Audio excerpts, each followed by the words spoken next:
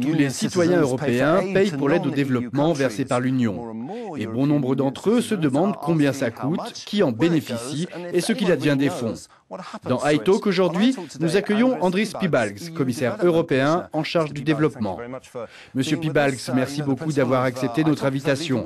Vous connaissez le principe d'iTalk, questions courtes, réponses courtes. Commençons par cette question très simple. Bonjour, je m'appelle Daniel, je suis originaire de Cuba et je vis à Bruxelles.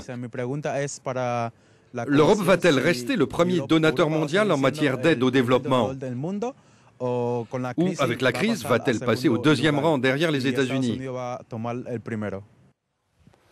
Pouvons-nous rester au premier rang des donateurs?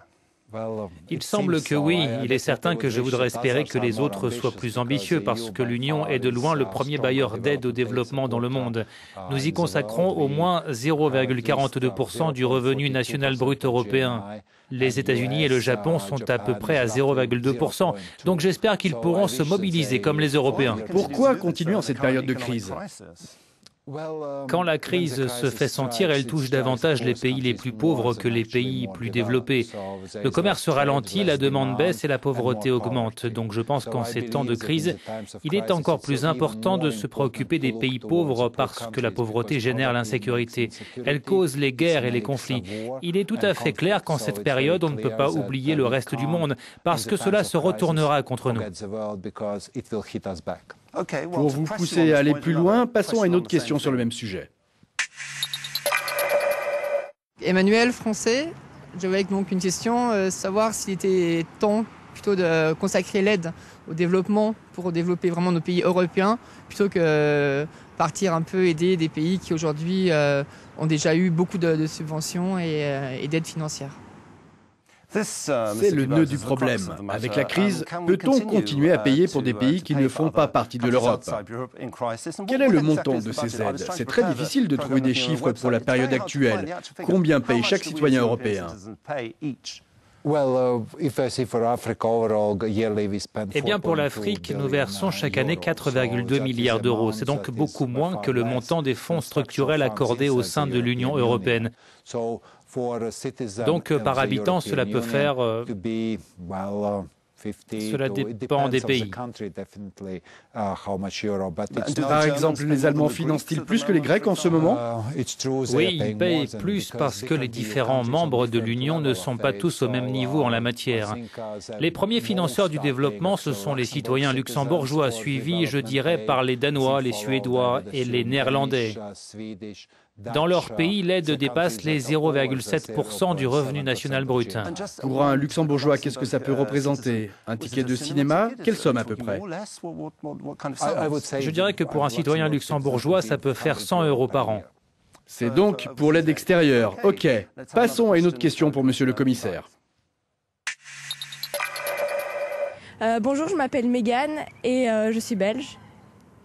J'aimerais poser une question. En fait, on parle souvent de développement humain dans les pays d'Afrique ou les pays en voie de développement, mais je trouve que c'est un petit peu hypocrite ce qu'on est en train de faire depuis toujours, parce qu'on parle souvent de ce genre de projet, mais il n'y a jamais rien qui aboutit.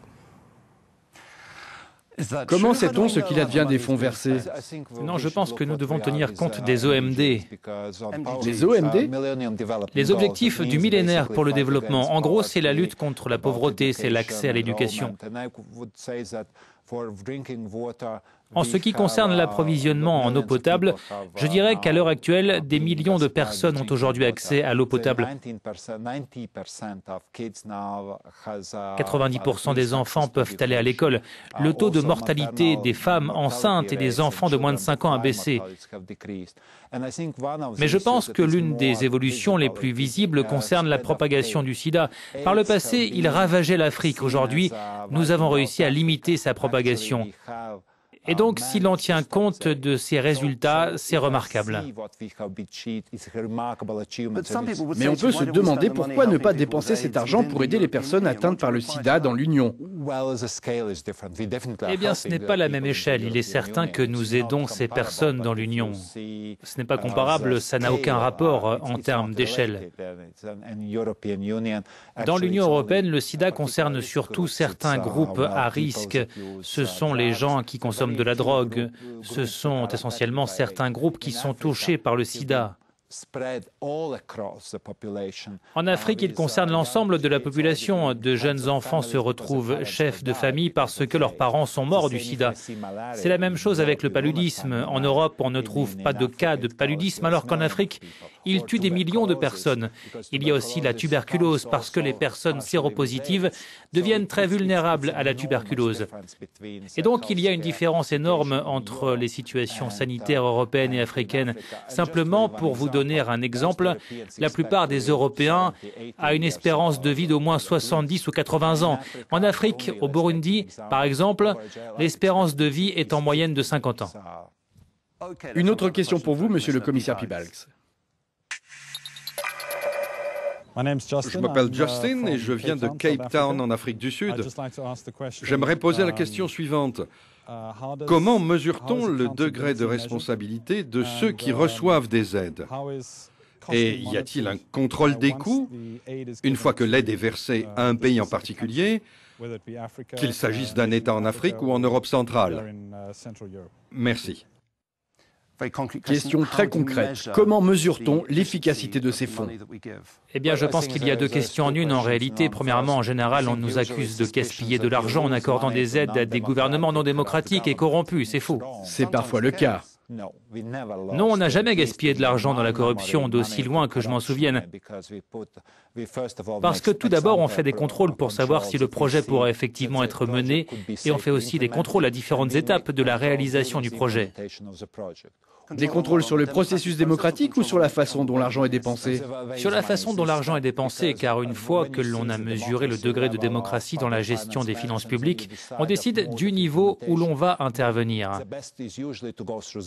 La meilleure solution est en général de passer par le gouvernement, mais on doit être sûr qu'il sera capable de suivre le programme.